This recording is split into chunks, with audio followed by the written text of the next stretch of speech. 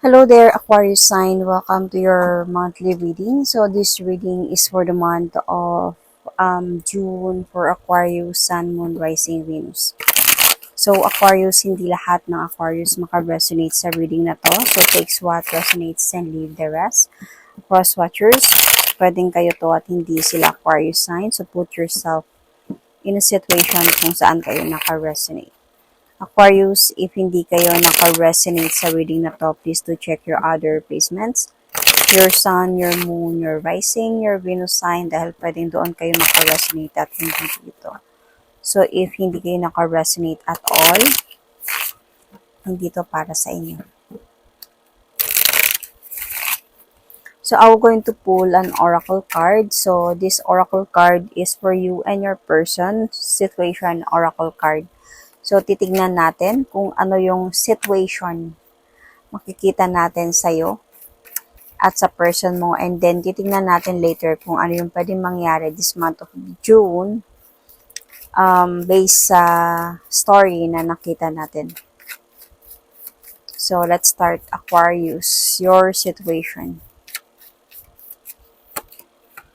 Denial, not facing truth, irrational reasoning. Your person's situation.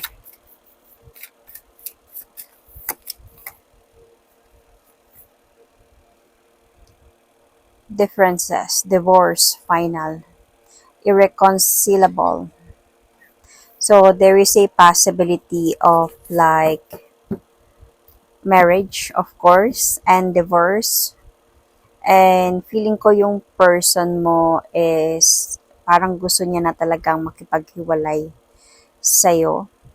Gusto na makipag-divorce or annul o something basta separate or just separation. So, depende naman kasi to kung saan kayo naka-resonate. Hindi dahil sa divorce yung nakita natin, divorce lang talaga to. So, pwede tong gusto nang makipaghiwalay, gusto nang makipag-annul, mag-file ng annulment, or makipag-divorce. Pero feeling ko dito, Aquarius, might be, I don't know lang, hindi pa natin nakita sa tarot cards. Parang okay lang naman to sa'yo. Pero nasasaktan ka, hindi mo lang pinapakita.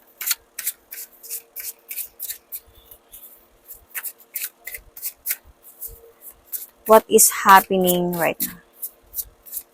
Aquarius, month of June, love reading for Aquarius.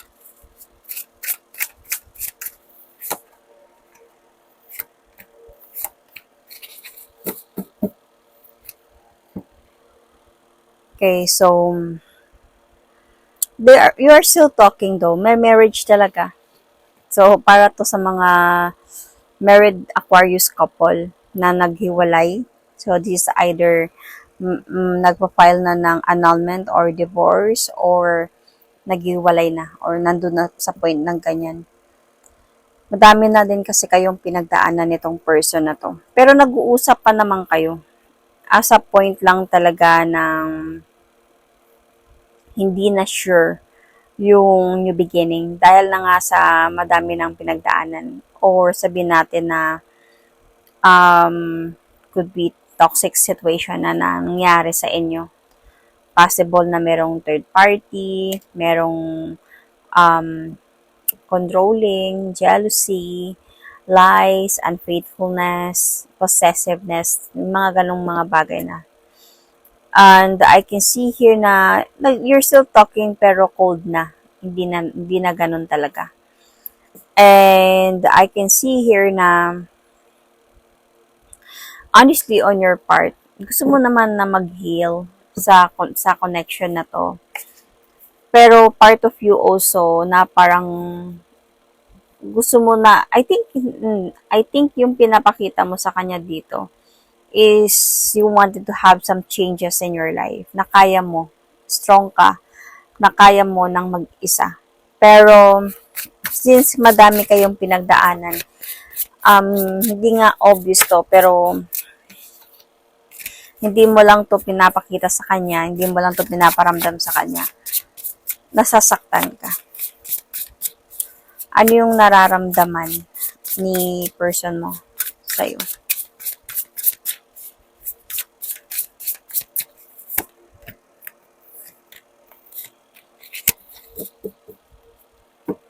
Okay. So, yeah, nasa point na din siya na gusto niya din na talagang makipaghiwalayan. Like, eto na to, yun na nga yung divorce. Might be meron na talagang nangyayari dito because of the judgment card. So, pag sa judgment card tayo, parang naglalakas loob na yung person mo nang mag-file, may mga inasikaso ng papeles, documents, whatsoever. Cold na talaga yung connection. But then, I think nakapag-decide na din talaga siya. Pero alam mo yung feeling ng person mo, I think before hindi naman siya ganito eh. Hindi siya ganito. It's just that, hindi lang kayo talaga na nagkaintindihan dalawa. So, may mga differences talaga sa inyo. Yun yung hindi kayo nagkakaunawaan talaga. So, I think for him or for her, trinay niya din na intindihin ang mga bagay-bagay. Kumbaga, trinay niyang ayusin or pumantay. Kumbaga, kung may mga differences kayo, trinay niyang intindihin, pagpasensya. Para sa kanya yun, ha? Kasi nakita ko sa card dito, yun yung nararamdaman niya. Pero para sa kanya, wala na talaga. Parang hindi na talaga pwede. So, ano yung nararamdaman mo naman dito?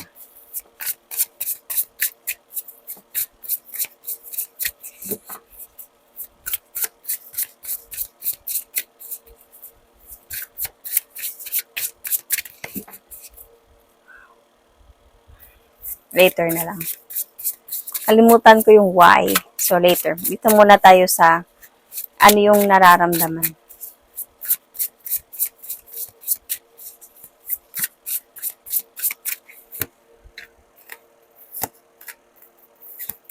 See, I told you. You're not facing the truth. Para sa'yo, okay, kung yan yung gusto mo, parang ganyan. Bigyan kita ng freedom about that, pero denial, meaning nasa point ka na gusto mo pa din talaga sana na magkaayos kayong dalawa. Kumbaga, gusto mo pa rin talaga sana. Alam mo, nahirapan ka, nalulungkot ka actually. Hindi mo lang to pinapakita sa kanya. Kasi nasa point ka na siguro kung may anak kayo, iniisip mo din yun. You still, of course, you still want this person to move forward towards with you, na magbago para sa inyo, na pag-isipan niya muna yung desisyon niya, at mag-offer siya sa'yo ng commitment. Gusto mo din mangyari yun, but you're not facing the truth. You are not telling him about this, him or her. Okay? Dahil parang sa'yo, syempre may pride ka din. Kung yun ang gusto mo, okay. So, bakit ba nangyari to sa inyo? Yun. Bakit humantong sa point na yung person mo mismo, parang gusto niya nang makipag-divorce or makipaghiwalay or mag-file ng annulment.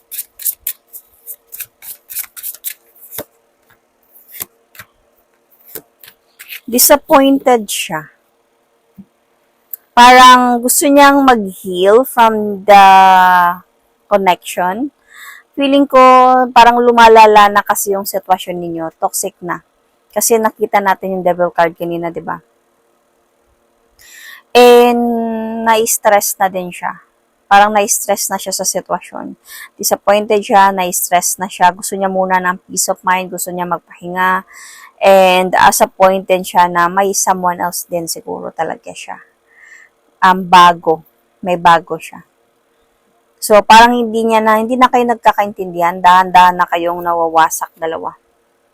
Nitong person na to.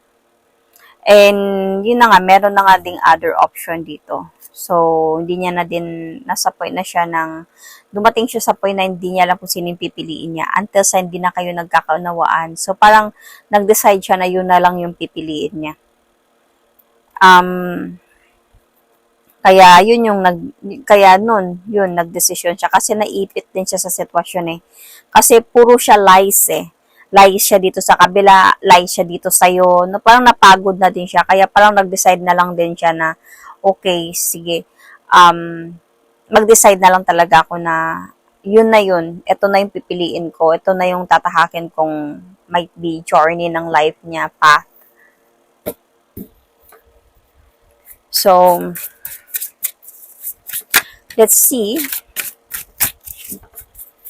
ano yung possible na pwede mangyari this month of June. Final na ba talaga to? Kasi feeling ko dito sa sitwasyon ninyo, since sinabi niya to, nag-decide siya na makipag-divorce siya sa'yo or makipag-iwalay. Parang para sa'yo, sige, walang problema, okay, dalian mo. Parang, sige, umalis ka na. Ayusin, tapusin na natin to, mga ganong mga bagay. Pero, yun nga sabi ko, ba, yun yung nararamdaman mo. So, hindi, parang dinedenay mo yung totoong nararamdaman mo na nasasaktan ka.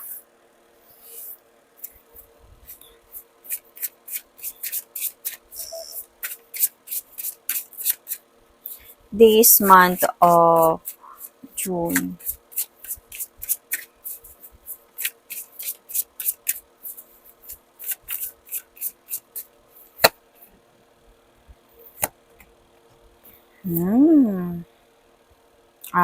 Okay. Feeling ko may twist na mangyayari. Feeling ko itong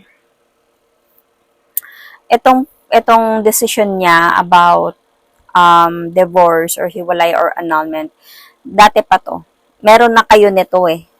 Kumbaga, hindi to bago lang na nangyari. Kumbaga, meron na to. Kasi nakikita ko, parang nasa point na kayo ngayon na nag-uusap man kayo pero hindi na masyado. And meron na siyang bago, right? And parang on your part is, though denial ka pa din sa nararamdaman mo talaga, pero nayaan mo siya. Pero alam mo na may twist na mangyayari dito. Might be this June or in the near future. Etong person na to, makikipag-ayos to siya sa'yo. So, parang kaya to nilapag. Kaya ito yung nakita natin because there is still a possibility ng connection pa rin ninyo in the near future. Parang makakapag-isip siya dito ng pagbabago or magbago, ayusin yung mga dapat ayusin or na-realize niya ba na mahal ka niya. I just really want to see kung bakit siya nagbago ng isip.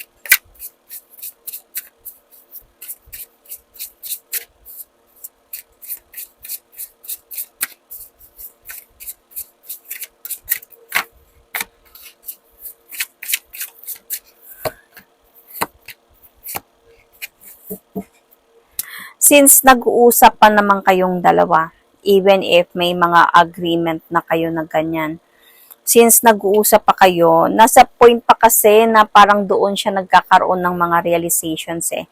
In a way, bakit? Hindi ka nagbeg eh.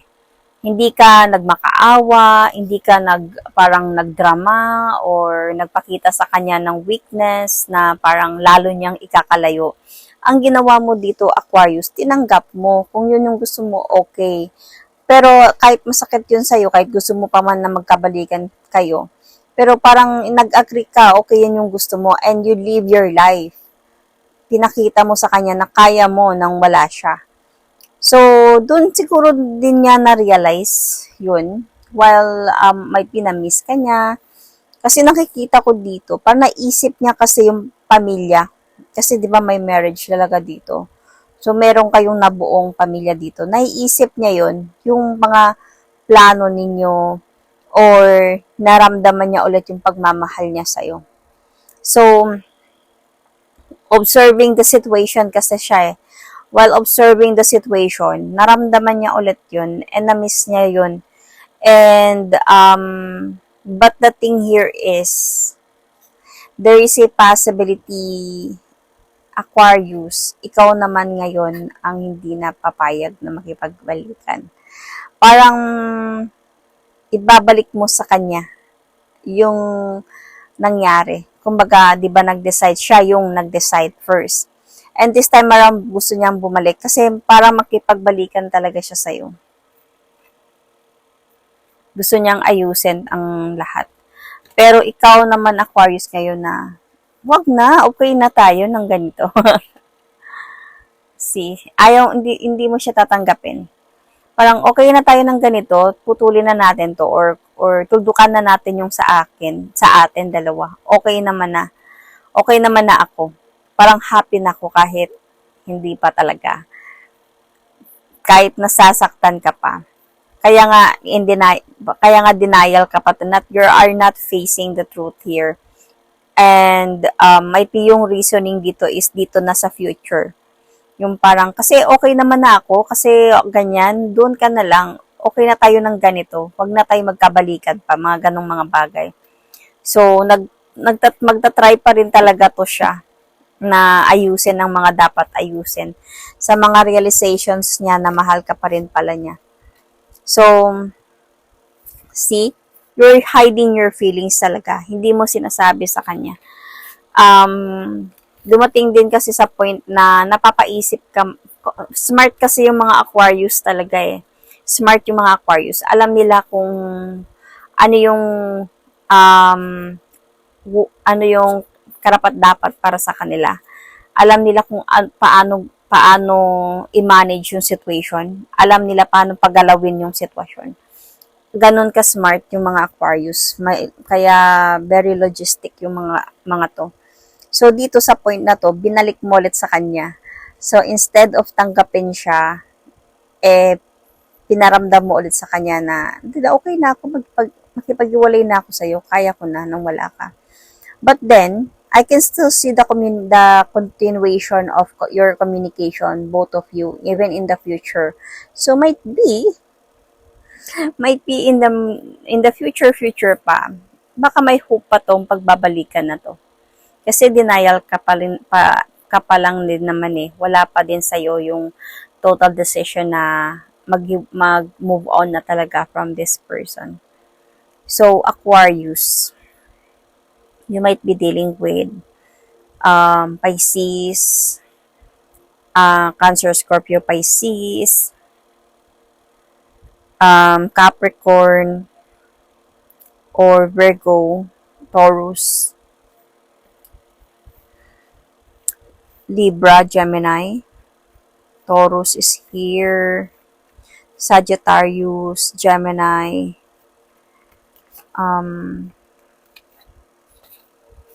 yun, Sun, Moon, Rising, Venus, Libra is also here, yeah, Libra.